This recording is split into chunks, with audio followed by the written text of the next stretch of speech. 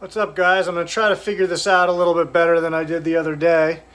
You can see on the glass here that the humidity's pretty high in this cage, which the cage heating is not turned on yet. But my new thermostats have come in today, as I said the other day that they would. So while I'm in here opening up the new thermostats and such, I am going to grab my female again and let her cruise around again in here. I figure I want her to get used to this cage, so I'm going to give her time in here while I'm working. Again, so obviously it's the same snake that I was live with the other day. I'm going to open up these thermostats here. But yeah, like I said, the humidity is really high in there, which, you know, the bedding went in after being, you know, wet down. And like I said, the heat's not on the overhead yet. So once that's on, I'm sure that it'll start drying that out a little bit and regulating it properly. So you can see I got some more new Herpstat 2s. There's one. And there's the other. Of course, it probably looks like I'm just showing you the same box, but there really is two. So I got two more of those. There's 4 of these cages here now, and there's a rack. So what I have currently, I'm using one cage in the rack currently. The boa's in the cage, and then I have the Australian rack in here, which is where she lives currently. So I have one Herpstat 2 doing those two things. Now what I'm going to do when I get the 4 cages running is have 2 Herpstat 2s on that stack. So each zone will do one cage, and then I have a Herpstat 1 that I'm going to bring out here and put on to the rack just to run that rack. And then where the Herpstat 1 is hooked up right now, I'm going to hook up the 2, and then I have that extra zone there. So that'll cover all the cages out here without wasting a zone that's just sitting around for nothing. So that's the plan there. Also, just wanted to say thank you to Matt over at O'Malley's Morphs, who is also on YouTube. So check out his channel. He's got some ball pythons. He's got some short tail pythons. And I don't know what else he has. He might have something else kicking around, but I know he has those two for sure. But he sent me a shirt here. I have that right there.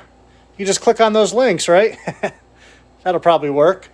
So thank you, Matt, for that. I tried to actually include him in the note that I put up on the community section along with Brian the other day, but it wouldn't let me tag his channel for some reason.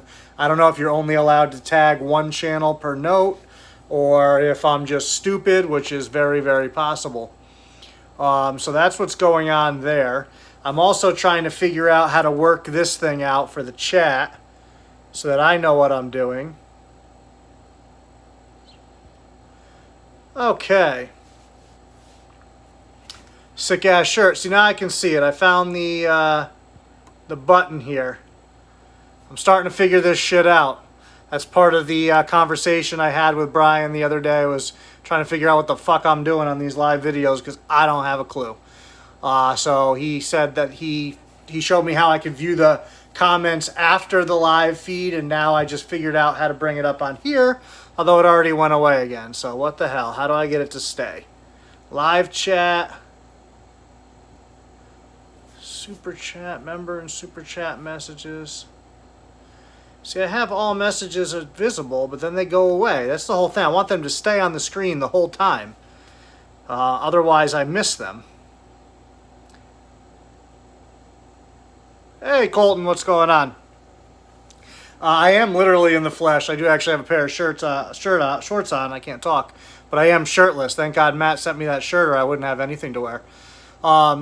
But like I said, I figured this is a good opportunity while I was unpacking some of this stuff and doing other things, just to give her a little bit of time to go in there. And this can kind of be our enjoying your animals segment today. Although I'm not really doing anything with her, I am enjoying watching her check out her new future space here. Let's see if I switch. Hi. What are you doing? She's like, I don't have ears. I have no idea what the fuck you're saying. But I think once I get the thermostat hooked up, and run the probe through. I got to pull this stack out to put the probe through that hole in the back there, which you probably can't see. You might be able to see it. It's just below in a little right of that second vent there, the vent that's more in the light. So once I get that the probe through there, run that where I want it, which will be a little bit different than I normally do in these cages because I'm using the substrate, so it'll be up a little bit higher. But I'll play around with it before I actually put her in there and make sure that we get the gradient that I want. Like I said the other day when I was talking, I think I have a plan of which snakes are going to go into which cage. Obviously, she's going in there. I'm going to put the male olive on the bottom because he's the one that I need to cool the most, come breeding season. And then next up will be either the boa or the white lip. I'm not sure. I'm going to move the boa from the bottom, that's for sure. Because she's a one-off. I'm not breeding her. I don't need her to cool for any reason. So she can be up higher in the stack. Whereas the male olive, I need to get down super, super cold in order to breed him, which is why I don't think I've been successful. I've been getting them to breed, so I think the female is good, but I'm not sure that he's doing his end because I don't think I've gotten him cool enough. I haven't really been able to get him down below like 70, and I've got to get him around 60 to get him really viable and going. So I think putting him in the bottom cage in here in the corner, it's kind of away from other heat sources in the room. I think that's going to be my best shot at getting those temperatures cool where I need them. And then the female's cage I can cool pretty easily. And there goes my chat again, son of a bitch.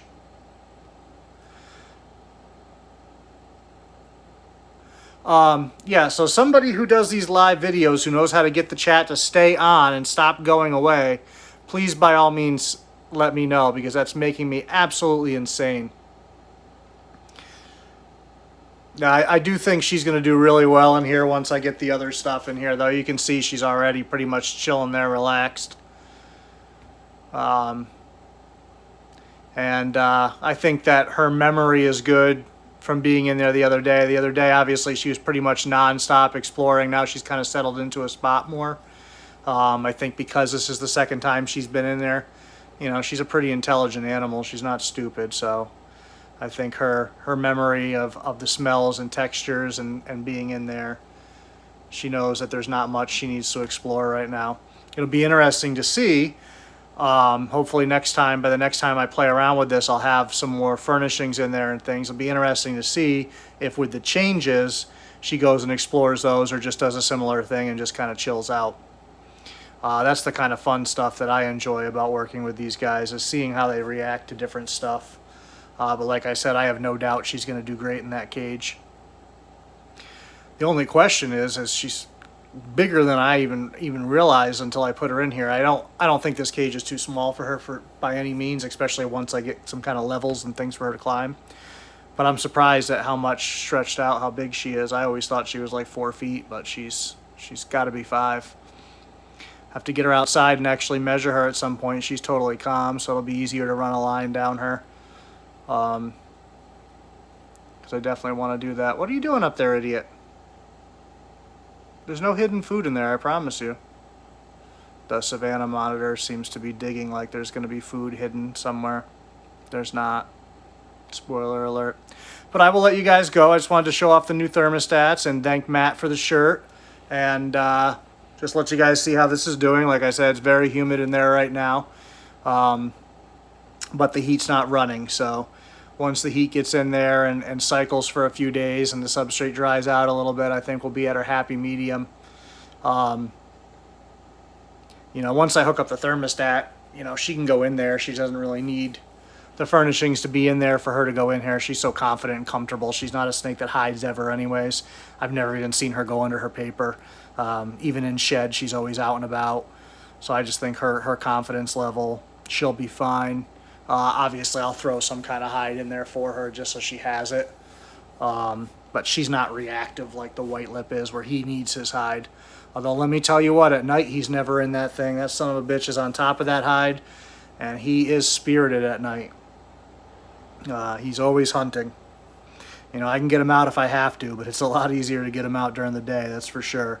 once nighttime comes. He's perched on top of that hide, and that's partly why I can't wait to get him into the cage. He's not really outgrown the tub that he's in, but the height of the tub with the height of the hide, he gets up on top of it, and it's hard to open the tub without like running it across his back, basically. So that's the only downside to it, because size-wise, this cage is going to be kind of big for him, so I'm going to have to fill it in a little bit and, you know, really give him a sense of security. But it's getting annoying trying to open that tub with the way he wedges himself on top of the hide. And I'm not going to take his hide away from him because he actually does use it, and he likes to perch on top of it, so it gives him two things that he likes to do, which is perch up and go in. Because when he's in shed, he's always in his hide, always. And after meals, he's in his hide. And then just sometimes during the day, he's in there. He also likes to go behind it in the tub, and then he'll wedge himself in a smaller space than the hide even provides. So I'll figure out how I set up the cage for him. But like I said, he's the one that I have the most concern with. The male olive, he goes into 6-foot vision with the female, and he's great in there, so I know he's going to be fine. And then the boa obviously has lived in one of these cages for years, so I know she's good. So the white lip is really going to be the only question mark. Are you talking about the cage that she's in right now that we're looking at, Lori? If so, it's 4x2 by, I believe, 18. I don't think it's quite 2 feet tall. It's not the 1-foot model. It's definitely at least 18. I don't know if I have a tape measure around. I'm sure I do somewhere. Oh, I do.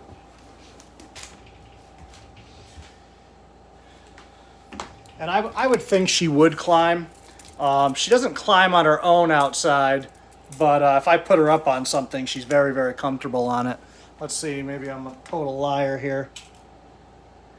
Yeah, I'm not really at the bottom there. I got to go down. So it's right around 18. It might be like 17 and change. But it'll definitely provide me enough to give her kind of 2 levels in there. And I haven't decided exactly how I want to do it. I mean, she's not a species that's going to perch like a GTP. So I had thought about just getting like pieces of PVC to go across and mounting them in there. But I don't think that's going to be the right style for her. I think the white lip would probably do okay with something like that, because he'll actually perch to some extent, not GTP-esque, but similar. But for her, I want to get some pieces of wood in there that, you know, go up to various levels and, you know, get up closer to the heat panel. So if she does want to bask in a little bit warmer temperature, you know, thinking ahead to when I may breed her, I do want to give her an opportunity for that. You know, these guys are not a super hot species, so she doesn't need a lot of temperature. Yeah, I thought about shelves too, but I don't think I'm handy enough to install shelves.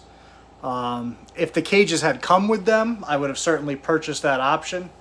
I didn't buy these cages originally, so I got them as is. Years and years ago, somebody asked me to watch the boa who's here, their bearded dragon who's since passed away at 14 years old, and another boa that passed away. So they brought the cages over and everything, and then I just never heard from them again. The boa there has been here going on 5 years. I haven't heard anything in years. So I'm just at this point using the cages for myself because I don't think they're coming back for them. But had I bought them myself, I would have definitely gotten the shelves in there or something. When I had the Cages by Design cages, those had like the rock walls on the back. But yeah, a friend of mine just purchased a cage. Actually, the Savannah monitor that's here belongs to a friend of mine. And the cage that was in originally at their house caught on fire, and they didn't have a backup cage. So she's in one of these 4x2s for now, which is too small for her ultimately. But her new cage is almost done. And so I guess it came with a bunch of stuff that they took out to do new stuff. So I'm going to take that wood and try to make it work for this cage. The olive, I'm not sure how much I'll do as far as climbing goes. You know, he's an adult male age-wise. He's not huge, but I don't see him being a big climber. He's pretty laid back and just kind of chills. You know, he goes into the females, you know, 6x3 back there, and he just chills in there too. Even with all that space, which is more space than I'll have in here, obviously. But it's certainly more space than he has right now. But I've needed to get these thermostats, and then I need to get the Savannah out of here in order to move him. Which she's supposed to be going out of here this weekend. So then I can scrub that cage out and prep it and figure out what I'm switching where. I think I might just take the boa out. I got to remember too, because 3 out of 4 of these cages the lighting works, 1 it doesn't. And I would like to be able to have the lighting for the white lip for sure, obviously, because that iridescence is too cool to not have it. And with her, because she's so confident, I'd like to be able to enjoy seeing her. It's not going to bother her that I see her. Obviously, she's sitting there right now. I'm looking right at her. She doesn't care. So I definitely want to play around with that. I think the boa is probably the one that's going to be the odd one out with the lighting, is my plan. I just got to remember if it's her cage currently that doesn't have lighting or if it's the one that's upstairs. And I think it's the one that's upstairs, which I have to check out and bring that one back down. But yeah, that's the plan. I want the 3 Aussie or New Guinea species to have the lighting for my own enjoyment, really, more than anything.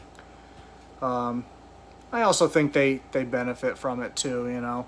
They're the type of species that are found in places where they're out in a little more sunshine, you know. Boas are, yeah, at least the species of boa that I have is in pretty dense jungle, so I don't think they're basking quite so much. Not that I know, I'm not a boa guy. But alright, I am definitely rambling on. This was not intended to be so long. So I will see you guys. Obviously, she's being really exciting in there, just hanging out. But we'll do some cooler live videos soon. I'm just trying to play around right now and figure out what I'm doing and how to work all this stuff.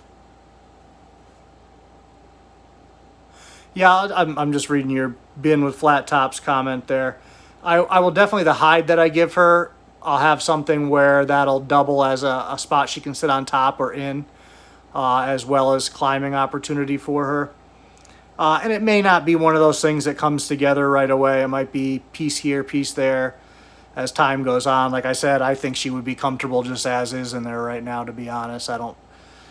She's just not that snake that really gets nervous about anything. But I do want to be able to provide that for her, especially, like I said, looking forward to trying to breed her. I want her to have as many opportunities as I can in order to, you know, give her the opportunity to have those natural behaviors and maybe get her to go for me. The male and her have locked up.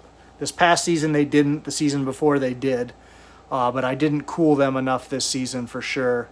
I was just having trouble getting the room that they were in cool enough because of other snakes that I had in there and running the ambient. But that's part of the reason I want to get these cages set up and these racks set up and do this, is so that I have better control to start producing some of these animals that I want to start producing. Especially because my end goal eventually is to try to produce the white lips. So I want to get as many of these somewhat similar species under my belt, both breeding and incubating eggs and all of that. So if I do have success with the white lips, I'm much better prepared. Right now I would be pretty ill prepared because short-tail eggs are pretty hardy. There's not a lot to think about. You know, you basically set them and forget them for the most part. Whereas some of this stuff is a little bit more sensitive. So I definitely want to get that under my belt and be ready. And then who knows, someday I might throw my hat into the ring and try Boelens, but I'm not investing money in that until I have success with the white lips. If I have success with the white lips, then at that point I feel like at least I'm in the ballpark of trying to work with those. Right now I just financially can't justify that if I wasn't able to figure out how to produce them eventually, or at least have a reasonable chance. Right now I have no chance. So we will see you guys. I said I'm going to stop rambling, and now I really am. Thank you. We'll see you.